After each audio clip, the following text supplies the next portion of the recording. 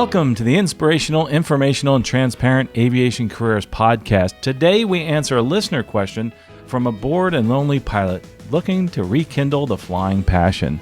But before we begin, I want to congratulate 3 of our coaching clients for achieving their goals. First, congratulations to our first client for obtaining a job flying a King Air 350 as a corporate pilot. He first started as a flight instructor, then landed a job in the right seat of a King Air C90. And then the company upgraded to C350. So congratulations on that.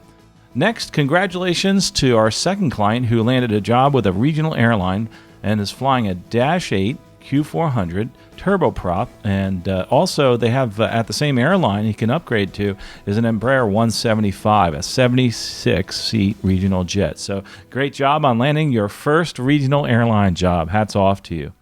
Our third client, congratulations, especially to someone who has finally obtained their career goal and their dream job, which is flying a 747, the queen of the skies, with a cargo carrier that flies all throughout the world. So again, congratulations to all of our 3 clients for obtaining their career goals, moving towards their final career goal, and finally actually getting that goal and obtaining that goal and their dream job out there.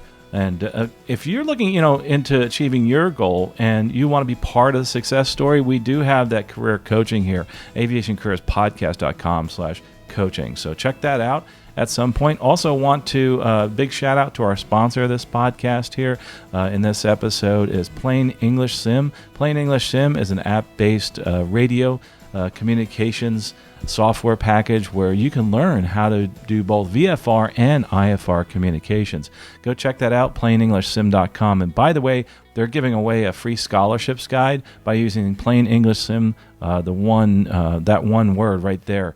And you can actually go check that out. We put a new section of our website out because people ask how they can get a scholarships guide for free. It's aviationcareerspodcast.com/free, and it'll teach you how to put in all the different coupon codes. So anyway, on to the show and a listener mail. Today's mail comes in from a listener, and I'm going to go into a deep dive on this one because it's really interesting. He says, "Hi, Carl. I've enjoyed listening to the podcast and have gotten a lot from them. So thanks for those. Pardon me if my thoughts here seem rambled or if it gets long, but maybe you'll be able to help me with some of the thoughts as I write them out. I'm 24 years old with an ATP, 1,800 hours, and I'm flying a private jet for a large aircraft management company, primarily flying Part 135. I started this job about 2 months ago, and I previously flew for a small Part 135 company, where much of the work was out and back trips, providing transportation for organ donation process. I have a very active social life outside of work with family, friends, and enjoy time outdoors whenever I have time. Transitioning to this new job has been difficult as I've had tons of time spent on the road, less flying, and not enough to do in all my free time while away from home. I get bored quickly and have trouble enjoying myself when I'm alone so much, not to mention missing out often on life back home. I enjoy flying, but I'm beginning to wonder if going towards faster, bigger, and more advanced is the best career path for me. This job also has a very uncertain schedule, with trip changes keeping me on the road for many more days than originally scheduled, and it can become frustrating because quality of life seems to suffer greatly. I'm generally a very positive person and am often able to see the benefits of things over the drawbacks, but now I seem to struggle. The job fell into my lap fairly quickly, I think without me having a super clear picture of what it entirely was. I'm feeling bad for becoming impatient so quickly into a new job, especially in these times where many other pilots would be happy to do my job, but I can't help but wonder how getting through the next year and what my future might hold. I signed a year-long training contract, so I don't think I need to find ways to muster up patience. I think I need to find ways to muster up patience, things to do, and more purpose in my work. I keep wondering if I have the appropriate interest and drive to continue this path, and if I do, I wonder how I could rekindle it. Do you have any quick thoughts that immediately come to mind, or any quick advice that you could offer? Thanks so much for everything you do and for the time you take to help so many people." Well, gosh, you know what? This is a terrific question. And we have to unpack all this. And being bored on the road, missing out on family, trying to decide, is quality of life more important for you? trying to decide if this is the end goal. So let's talk a little bit about that. First of all, this may not be your end goal. You might want to look at this in a different perspective, that this might be a stepping stone. Even though you thought that it was the end goal, this may have been your goal at first in your mind, but really it's not. This is something that has turned out to not be what you thought it was. That's fine, because there's other jobs out there. You can start looking around. But let's address some of these issues individually. First of all, how to avoid being bored on the road. Trust me. First of all, I've had these issues, and that's another reason I started the podcast. Another reason I got involved with many other things out there, get involved in the community, etc., and really had to find other ways to entertain myself, especially when I was away a lot. I'm not away a lot now, but I was then. And remember, the career kind of morphs over time. But what you can do to prevent yourself from getting bored while you're on the road is, get a hobby you can do on the road. Find something that you can do. Maybe it's a business that you can run by the phone. Maybe it's something you can do online. That's something that you can do, that you can do anywhere in the world or in the country. That's one thing that I've noticed, an example that some people do is like real estate. You think real estate is something you have to be there for. A lot of people partner with real estate agents, or they partner with other people in an office, start their own business, and they're able to actually have that lifestyle that they want. But the whole patience thing is important, and part of that, as far as being bored, is trying to find things that keep you going, trying to look in your mind as to what's ahead of you. Also, another great way to stop from being bored is helping others. I've always found volunteering in an organization helps. I know you're away, you're on the road, but you can volunteer. You can help out with, say, a website. You can help out with a nonprofit organization, even if you're on the road. So make sure you look at all those different type of things that you can do while you're on the road. You don't have to do like I'm doing a podcast, doing a YouTube channel, etc. That's just one small thing. There's so many other things out there that you can do to help people. So I really highly recommend you doing that. It'll get better, because one of the things you're doing is this right here, by the way. You've taken action. You've written into us and said, hey, listen, I don't know what to do. So that's a big part of it right there. How about on the road? Being alone. I get it. It really is an issue, especially when you start off in your career. We're very transparent about this career, and there are certain times during the career that, it's not so much fun. I've had times where I had to take a job that was far away, a double commute, meaning I had to go from one place to the next to get there. It took me 24 hours just to get to work, another 24 hours to get home. That's 2 days. I had 4 days off. I'm home only for 2 of those. So all of a sudden, it gets kind of tough. I mean, you get a little bit lonely. You're away from home. A couple of ways to prevent that, though, especially now. We used to use phones. Now we have Zoom. We have Skype. We have many different ways to chat online.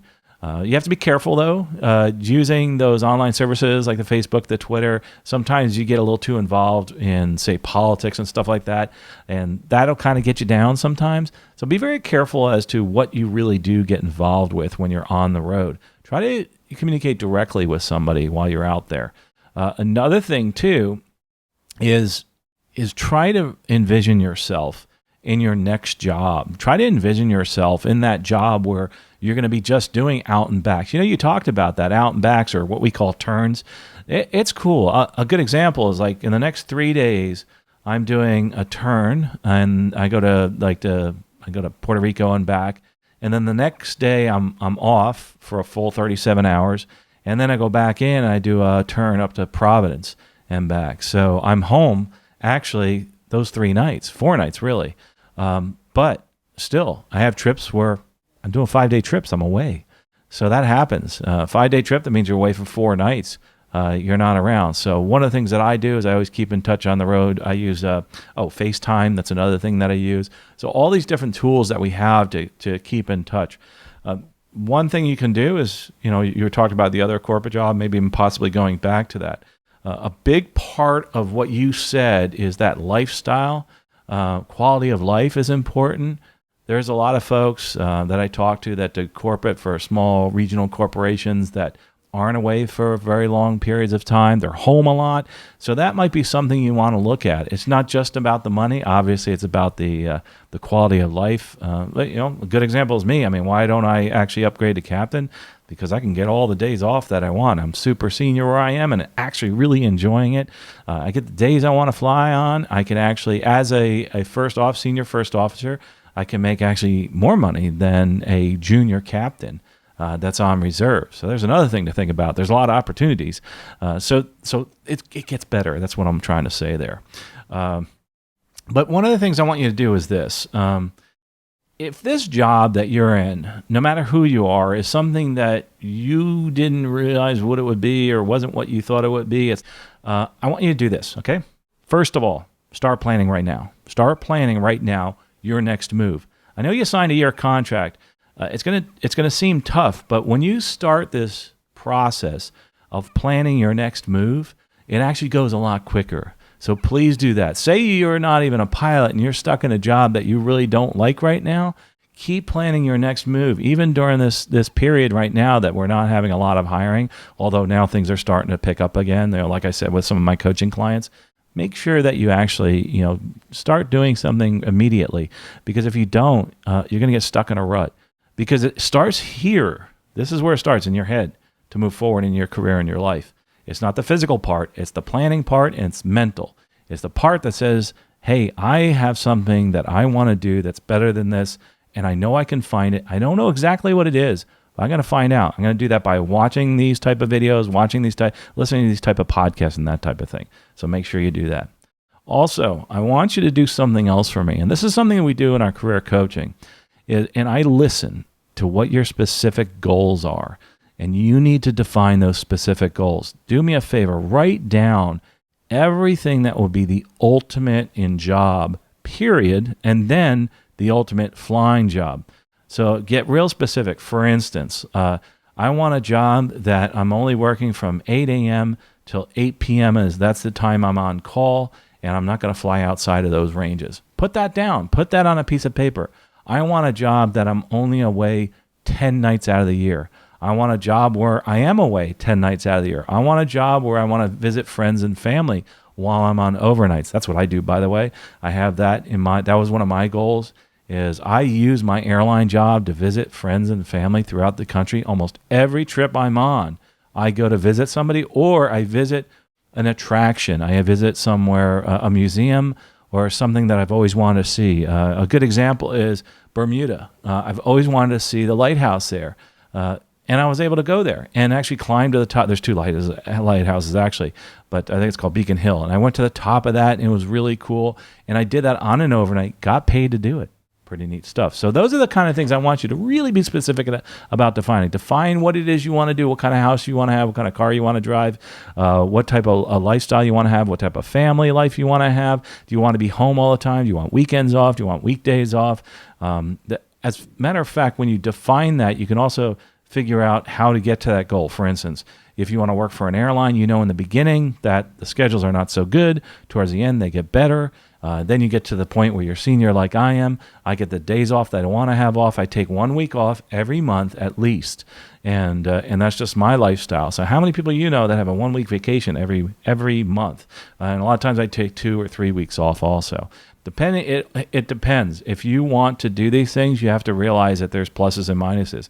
In my case, I've given up the opportunity to go upgrade to captain because of the fact that I like my lifestyle better.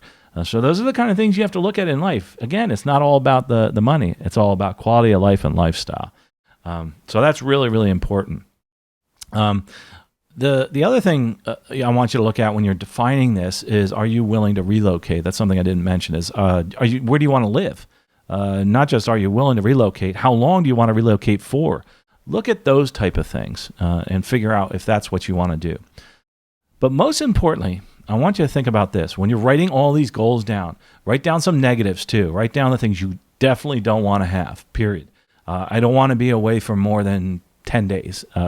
Define that, what that is. Really think about it. Maybe 10 days once a year is okay, but 10 days every month, no, I don't want to have that.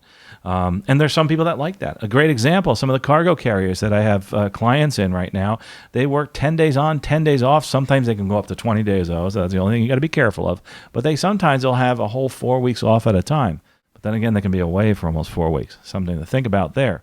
What I want you to do is be honest with yourself. That's the most important thing, is to look inside yourself and say, what's really important to me? What's going to make me happy when I look at this job, whatever it may be, in aviation or whatever. And another thing I want you to do is reach out to your friends or family. If you don't have friends, family that you want to discuss this with, reach out to a career coach, kind of like what we do with the career coaching, is that we give this unbiased opinion. We put together and formulate a path to get from point A to point B. But what's going to happen, though, is during this journey, you are going to change direction consistently. Things are going to come up, and you're going to find this may or may not be the direction you want to go in. It's what you're finding out right now. You're not so sure this is it. You're bored. You may be lonely. We're going to change that, because that contract is only for a year. It's time now to start actually looking at what to do next. So my recommendation to you is start now. Start writing those things down. If you're bored, get involved in things. Start using those communication tools. Start thinking about what the next step will be, and just realize you're not stuck where you are. You can always change your situation. You just have to redefine your goals and specifically define what it is you want in your life. And we can help you with the career coaching as far as that's concerned, or reach out to family or whoever you have as your coach and make sure that you do that. So hopefully this has been helpful for you and also the other folks that are listening. They're having those struggles right now. Say you're in a job right now selling insurance. You don't want to be an insurance salesman, but you want to be a pilot, but you're stuck because right now it's a tough hiring environment. Don't worry about that. I want you every so often to stop and think about moving forward in your career. Watch these videos on YouTube. There's lots of other YouTubers out there. There's lots of stuff that you can listen to that's encouraging. But make sure you keep doing that. And I know you'll do it. I know you'll move forward, and I know that you have a much better life ahead of you. And you have to keep hope and keep faith that that's going to happen. Things are turning around. I'm pretty excited about it. Like I said, congratulations to those 3 folks that got those jobs that are in our career coaching services. Also, do me a favor. If you like this video, hit the like button. And another thing I'd like you to do is check out the scholarships guides. We have a bunch of them that we're giving away for free. If you have friends that want one for free, aviationcareerspodcast.com/free. That's our new section on our website. It describes the Pay It Forward campaign, the coupons. Our sponsor for this episode was Plain English Sim. That's that app-based English radio simulator where you can actually learn both VFR and IFR communications. And I think it's really important that you do those things. But most importantly, do me a favor. Right now, you're probably thinking you're stuck, right? You're probably thinking, I'm bored, I'm lonely, I can't get out of this. I can't get it, whatever it may be, flying, whatever situation.